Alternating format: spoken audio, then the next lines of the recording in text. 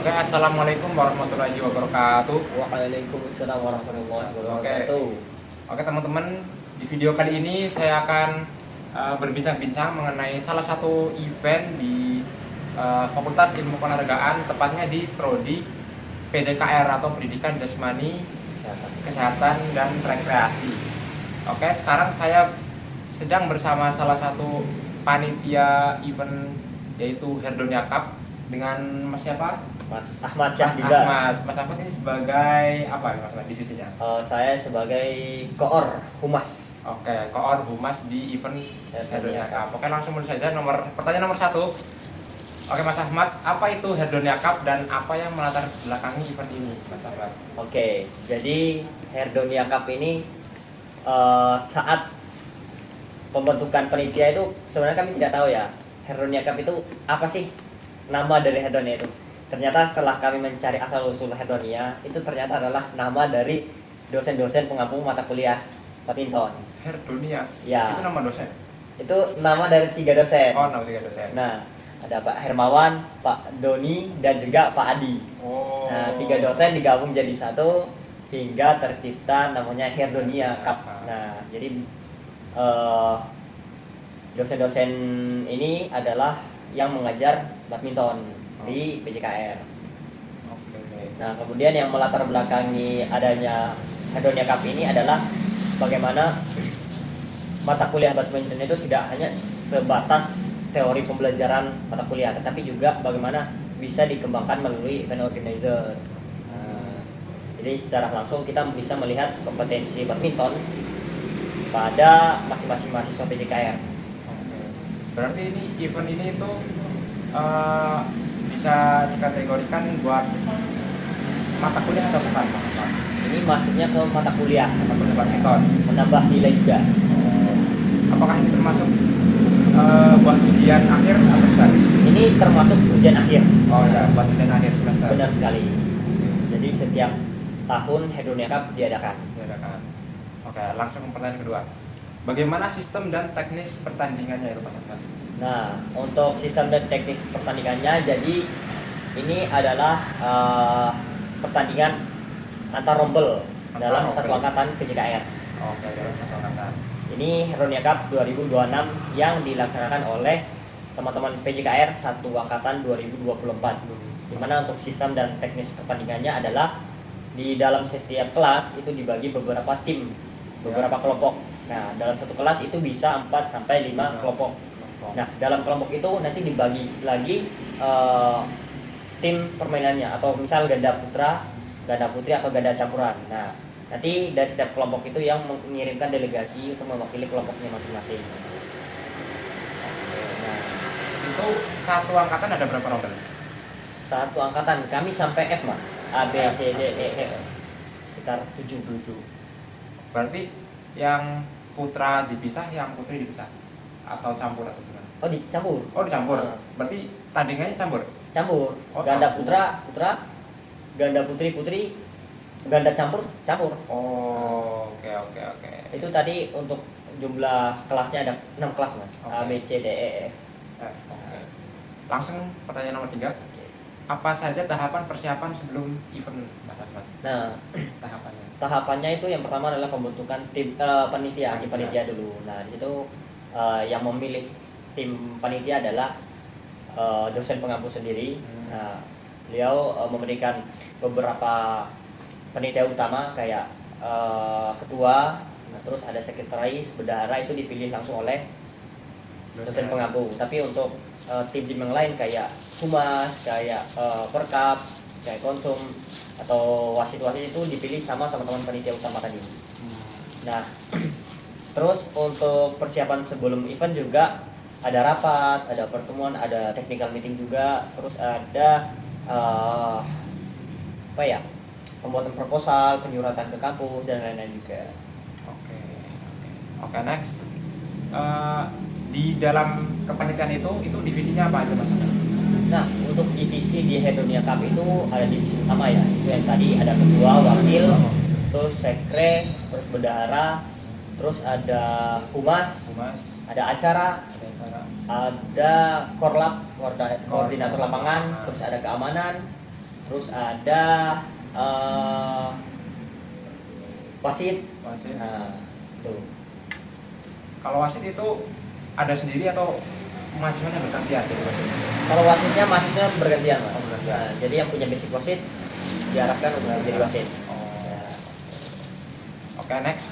Apa saja kebutuhan utama dalam penyelenggaraan event ini, Mas Ahmad? Nah, kalau kebutuhan utama ya, setiap event pasti kebutuhan pertama adalah uang, Mas. Oh, uang. Nah, betul. Kita tidak boleh jauh-jauh dari kata uang. Uang, betul.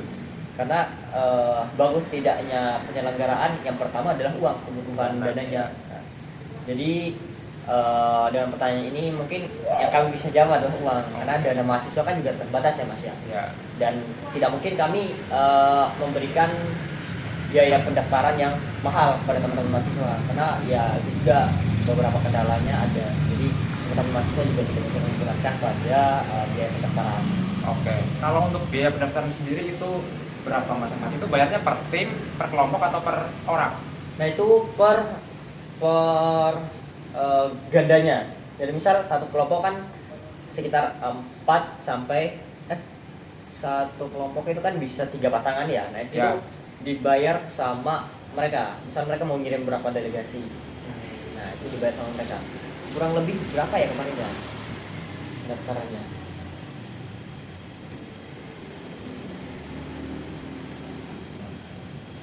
Per orang 15. Oh iya, jadi kemarin itu pendaftarannya per orang 15.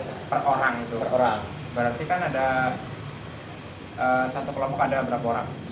Satu kelompok ya 6 orang untuk mengirim delegasi, rata-rata tuh 3 ganda. 3 ganda. Nah, 15, 30, 60, 90 lah. 90. Nah, Oke. satu tim ya. Oke, selain sumber dana dari pendaftaran itu, apakah ada sumber dana lain mungkin dari sponsor atau ngajuin proposal di kemana gitu? Nah, untuk event ini kami juga membuat proposal sponsoran, tapi menurut kami pribadi ya, kami dari tim terutama tim Humas, tim sponsor itu ada beberapa kendala karena waktu untuk penyelenggaraannya ini tidak sampai 1 bulan. Nah, jadi menurut kami pribadi itu keterbatasan waktu itu menjadi sebuah tantangan buat kami. Nah, kami tidak mencoba mencari beberapa sponsor dan ada yang tidak masuk dan juga tidak terima. Yang kebetulan kami mendapatkan dana itu dari dosen. Oh, dari dosen. Jadi kami juga meminta dana sumbangan lah, bisa dibilang sumbangan lah buat event ini agar dapat berjalan lancar. Tapi dananya bukan kami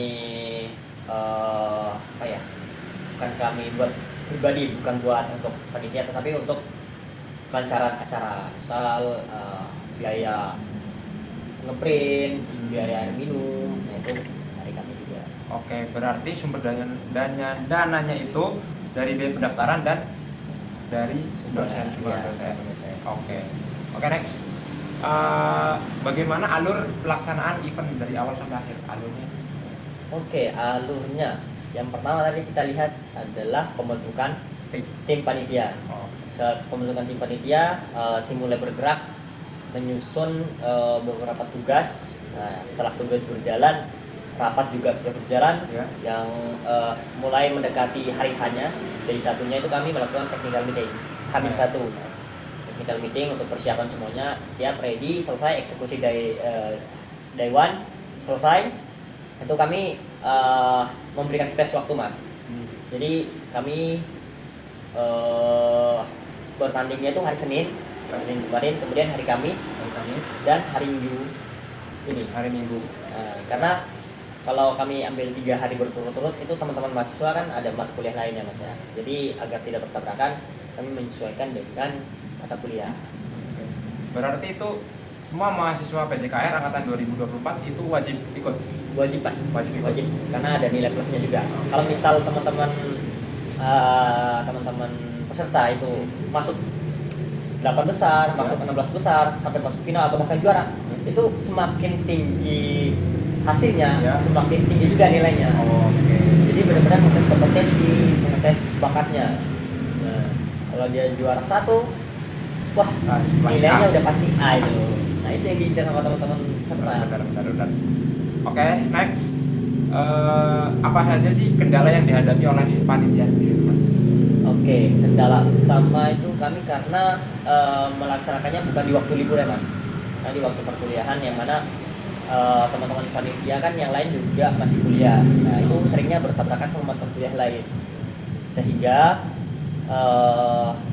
susunan penelitiannya itu sedikit apa ya, jadi bilang itu sedikit kurang teratur, karena teman-teman yang menyusun bagan, yang menyusun pertandingan itu kan ada matkul lain Mas selain badminton, jadi mereka itu susah fokusnya. Nah, susah fokusnya, dan kami juga dari tim humas itu kesusahan untuk bekerja karena belum ada arahan dari pengurus-pengurus atau tim panitia dunia di tahun sebelumnya. Oke. Oke, next Mas Ahmad, pertanyaan terakhir. Bagaimana proses pendaftaran peserta dan apakah ada pengelolaan surat menyurat itu Mas? Proses pendaftaran peserta. Nah, jadi untuk proses pendaftaran peserta itu yang tadi kita bahas ya Mas. Jadi setiap kelas itu kan dibagi beberapa kelompok. Misal ada 5 kelompok dalam satu rombel kelas, calon rombel PJKRD. Itu ada sekitar 4 kelompok. Nah, 4 kelompok itu mengirimkan 3 delegasi ganda, entah ganda campuran, ganda putra atau putri. Nah, nanti setiap ganda itu membayar KTM yang tadi berjumlah 15.000 per orang. Nah, terus pendaftaran diatur sama mereka, selesai sudah. Kemudian untuk pengelolaan surat menyurat itu yang dikerjakan oleh teman-teman humas. Penyuratan ke fakultas untuk surat izin pinjaman tempat, alat, barang, terus informasi ke dosen pengampu mata kuliah, terutama untuk datang saat event berlangsung. Oke, cukup Mas Ahmad, mungkin itu saja. Terima kasih infonya Mas Ahmad. Terima kasih. Oke teman-teman, mungkin itu saja sekitar event Herdonia Cup. Mungkin next event apa lagi? Mungkin cukup sekian. Mohon maaf jika masih banyak kesalahan di video kali ini. Terima kasih. Wassalamualaikum warahmatullahi wabarakatuh.